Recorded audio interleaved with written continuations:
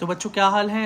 SVP institute में आपका स्वागत है और मैं विक्की सिंह। तो ये गुड न्यूज़ तो आपको अभी तक मिल ही चुकी होगी, नहीं तो मैं इसके बारे में आपको बता देता हूँ कि आपकी ऑल इंडिया राउंड 3 में 10 नए मेडिकल कॉलेजेस ऐड हुए हैं, जिसकी वजह से लगभग 150 ऑल इंडिया सीट्स और स्टेट्स वाइज स्टेट, जैसे महाराष्ट्र में सबसे अधिक, उत्तर प्रदेश में एक और हरिद्वार में मतलब उत्तराखंड में एक मेडिकल कॉलेज मिल गया है। तो सीट्स की बात करें तो हर कॉलेज के अंदर 100 सीट्स ऑफर हो रही हैं, और तो 15% के हिसाब से ऑल इंडिया में 15 और टोटल लगाया जाए तो 150 सीट्स का इंक्रीमेंट है। क्या इससे ऑल इंडिया काउंसलिंग में फ़र्क पड़ेगा? क्या वहाँ पर कट ऑफ डाउन जाएगी या नहीं? तो सबसे बड़ी बात है, बिल्कुल जाने वाली है, एग्जैक्टली ज़रूर जाएगी। देखो, सबसे पहले तो याद रखना कि मोस्ट ऑफ द जो क्रीम है कैंडिडेट्स की, जिनके जो मार्क्स थे ठीक थे, अच्छे थे, उनको एडमिशन मिल चुका है। ठीक है, वो राउंड 3 तक कोई अगर बच्चा आ रहा है उनमें से, तो वो सिर्फ और सिर्फ अपग्रेड देख रहा है और कुछ नहीं, या कोई उससे बहुत ही ऐसी गलती हो गई है कि उसको फर्स्ट एंड सेकंड राउंड में नहीं मिला एडमिशन। मैं इस सारी कैटेगरीज की बात कर रहा हूँ, पीडब्ल्यूडी की बात कर रहा हूँ, नॉर्मल कैटेगरी की बात कर रहा हूँ, सीडब्ल्यू कैटेगरी की बात कर रहा हूँ, डिफेंस की बात कर रहा हूँ, सब की बात कर रहा हूँ। लेकिन अगर कोई गलती उनसे हो गई, या तो काउंसलर उनका गलत था, या तो उनसे कोई पर्सनल गलती हो गई जिसकी वजह से अभी तक उनको कॉलेज नहीं मिला, तो ये रीज़न हो सकता है। नहीं तो मोस्टली बच्चों को कॉलेजेस अलॉट हो चुके हैं, या तो वो बस अपग्रेड के लिए है। अभी आपके मार्क्स, मतलब मैं रैंक की बात कर लेता हूँ।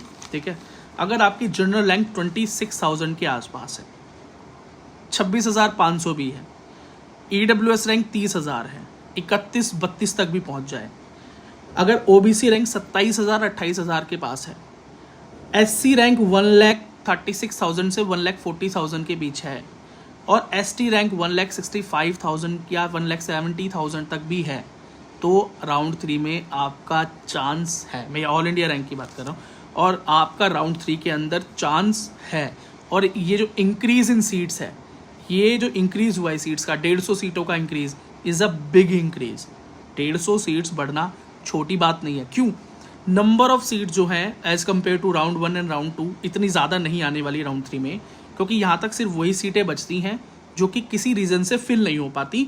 और कुछ कॉलेजेस होते हैं बहुत कम जो कि राउंड 1 या राउंड 2 में अपनी सीट्स लेकर नहीं उतरते काउंसलिंग में, फॉर सम रीजंस। कोई भी रीजंस हो सकते हैं, हो सकता है प्रिपरेशन ना हो सकता है क्लियरेंस ना मिला हो एमसीसी का, बहुत सारी चीज़ें, तो वो राउंड 3 में उतरते हैं। लेकिन उनकी संख्या बहुत ज़्यादा नहीं होती, और खाली सीटों की संख्या भी बहुत ज़्यादा नहीं होती।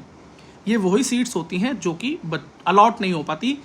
बहुत सारे रीजंस हैं, इसके लिए मैंने एक वीडियो बनाया है जिसके अंदर मैंने रीजंस डिस्कस किए हैं कि क्यों सीट्स वैकेंट रह जाती। ठीक, तो लकीली कैसे रह जाती हैं इज़ नॉट द केस। हमें आम खाने हैं, गुठलियाँ या पेड़ गिनने से हमें क्या। तो आपके पास अवेलेबिलिटी ऑफ सीट्स रहेंगी, और 150 सीट का इंक्रीज़ होना ये एक अमृत की तरह ही बोलूँगा मैं। आप बोलो डूबते को तिनके का सारा वाली बात है। तो अगर आपकी रैंक इन मेंशन रैंक्स के बीच में है, ठीक, तो आपके चांसेस 100% ऑल इंडिया राउंड में बन सकते हैं। बट अपनी काउंसलिंग जहाँ से भी करवा रहे हो, जिस भी काउंसलर से करवा रहे हो, अपनी लिस्ट बहुत ध्यान से बनवाना। ऑल इंडिया काउंसलिंग के लिए या स्टेट काउंसलिंग के लिए भी मैंने एक गाइडेंस वीडियो डाला हुआ है। उस वीडियो में मैंने बताया कि actually what is the science behind the counselling and preference list making. तो प्रेफरेंस लिस्ट आप कैसे बनाते हैं इज़ वेरी इंपॉर्टेंट। ठीक है, तो आई होप आप उस वीडियो को देख लेना। नहीं तो अगर आपको कोई भी सलाह चाहिए, गाइडेंस चाहिए, क्वेश्चन पूछने हैं, तो आप इस चैनल से जुड़ सकते हैं। अभी सब्सक्राइब कर लो। और लाइव सेशंस में रेगुलरली करता रहता हूँ, और रात के टाइम 10 के बाद हमारे लाइव सेशंस होते हैं, तो आप उसमें भी आके अपने सवाल मुझसे पूछ सकते हैं, because this is the last opportunity. 4th round तक तो सिर्फ वही लोग पहुँचने वाले हैं जो कि बहुत लकी हैं, है ना। मतलब 4th राउंड में जाएँ, उनको सीट मिले, दे आर वेरी लकी, और वो बहुत कम बच्चे होते हैं। ठीक है, तो आप को अगर रैंक आपका यहाँ पर है जो मैंने आपको बोला है, तो प्लीज़ काउंसलिंग में लग जाओ। अच्छा काउंसलर हायर करो। अगर नहीं किया हुआ है तो काउंसलर्स को बोलो कि आपकी लिस्ट अच्छे से बनाए, और एक बार जब लिस्ट बन जाए तो उसको खुद क्रॉस वेरीफाई भी करना है आपको।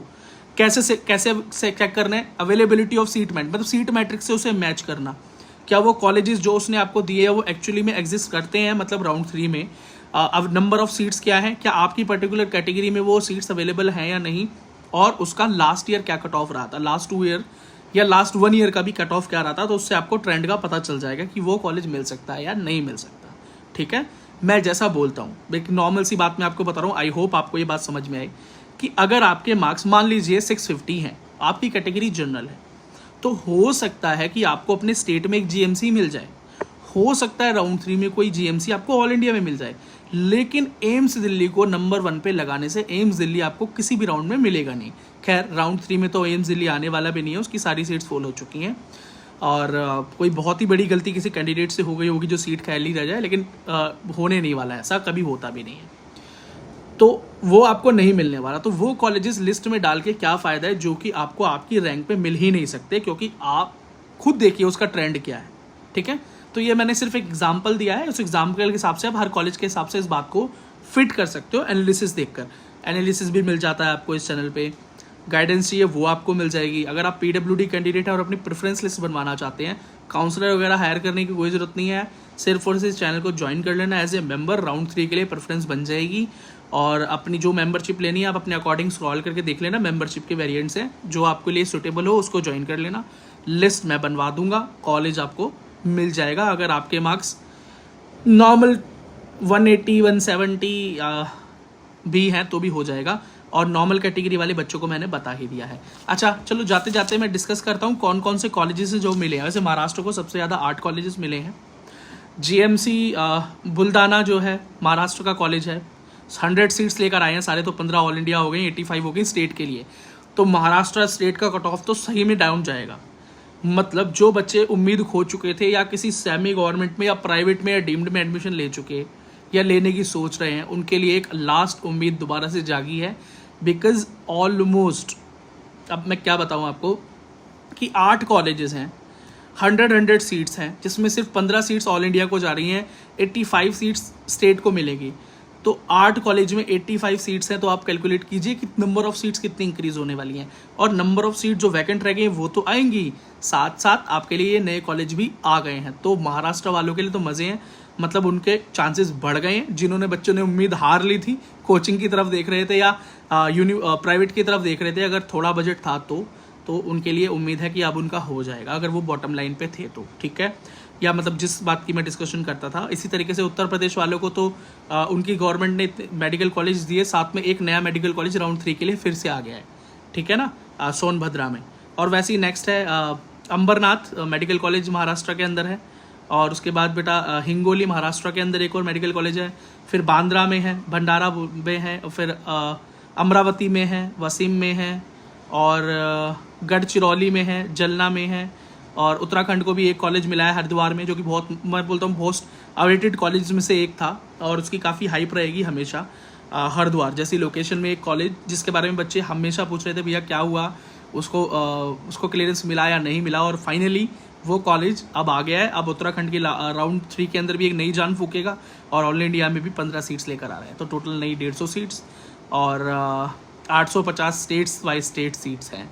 ठीक है, तो ऑल द बेस्ट, अपनी काउंसलिंग अच्छे से कीजिए, अभी भी चांस ख़त्म नहीं हुआ है। कोई सपोर्ट मुझसे चाहिए, कोई हेल्प चाहिए, तो आप मुझे कांटेक्ट कर सकते हैं वाया जीमेल, जो मैंने नीचे मेल आईडी मेंशन कर दी है।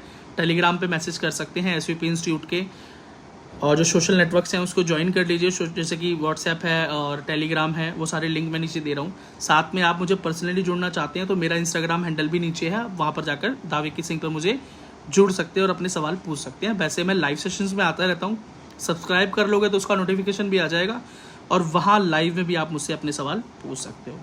So thank you so very much for watching the video till the end, and I hope आपका सपना एक मेडिकल कॉलेज में जाने का जल्दी पूरा होगा। Thank you.